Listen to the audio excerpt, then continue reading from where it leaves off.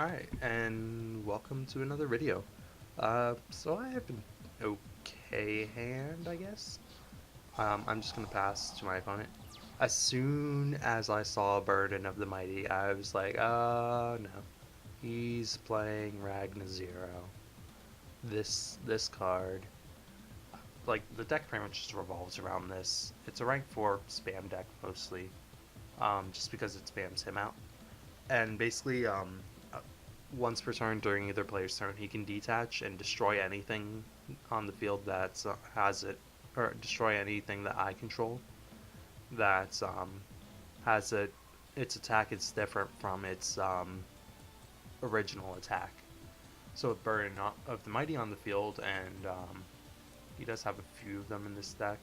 He also has Pumpkin Princess that does the same thing. Um, But yeah, basically his deck just lowers the attack of all my stuff. And so he's like, okay, I'm going to special my card, then let's get over it. So at this point, I'm just like, okay, ground clap, set everything. I'm going to set the needle ceiling, because I know he's going to go for a push. So I'm fine with that. So, did I play Parade? I don't remember. No, I just passed. I drew onto another needle ceiling, so I'm okay with that. Like, I don't want to flip my sign, because then he'll know what I'm doing. So he's going to do that. So I'm fine with that, because... Yeah, so at this point he knows I'm playing Ghostricks. So I set the Spectre. He goes Ragna 0. At that point I went a little minus. I should have done needle ceiling. I was fine with that because I drew into the Jack Frost. So I'm going to flip his card face down. And because I do have the double Swords of Concealing, I am going to keep his stuff face down. Actually, I set the Knight. Because I'm totally fine with him attacking over me.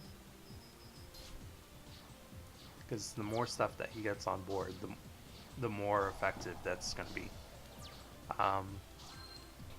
Because, yeah, now at this point you can only play one card.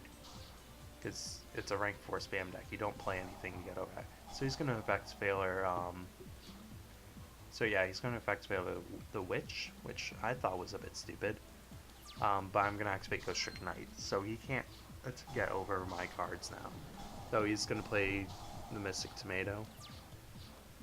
And I'm forced to get rid of that because, in all reality, there was a lot of misplays on my part. In all reality, I should have let him attack over, and then done Mystic Tomato. So I play the Parade though, so I'm gonna get a lot of pluses off of his attacks. I'm gonna force his Ragna 0 back face down, and because I have Jack Frost on board, I can go ahead and normal get Stein and have Stein's effect go off and get the Ghostrick out. So I'm going to set it, and in the off chance that he's able to flip his card, I could have protected it, but of course he's just going to attack over it with Star Drawing. I did draw into the third Swords. But yeah, at this point I can't get over Star Drawing, so I have to put it face down. I draw into the Bait Doll. I try and hit something. That was actually a good card to hit because I was debating going Dull Hand.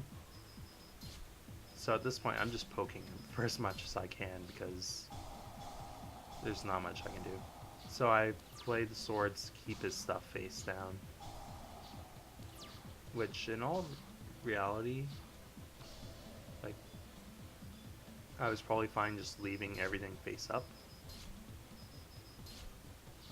Like, I might have actually won if I didn't do that, because this is going to get destroyed and it gives him the one chance that he has to go over everything. So I go Obelisk and I'm like, oh, I'm just going to hit him for 2,000, and I didn't realize that, like, yeah, this was the point where I realized Obelisk is a stupid card.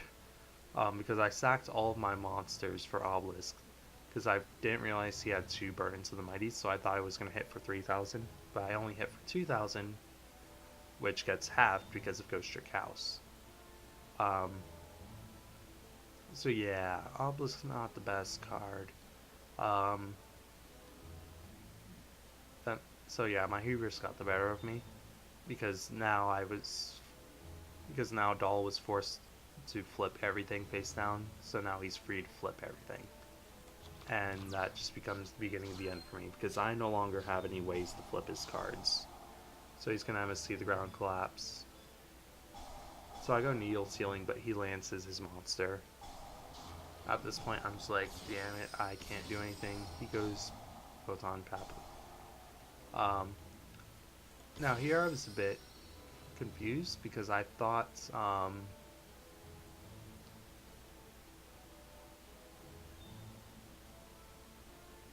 yeah, this is why I got oh, I think it's because, this targeted my card before this.